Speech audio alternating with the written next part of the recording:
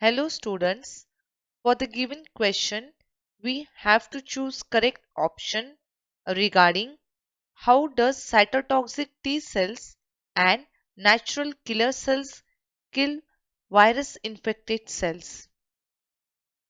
Talking about natural killer cells, then natural killer cells have activating natural killer receptors that sense stress-induced molecules on the surface of infected cells. Secondly, inhibitory MHC class I receptors that detect the presence of MHC1 molecule and normally inhibit natural killer cells activity. But when these MSC class I molecules are absent on the surface of virus infected cells due to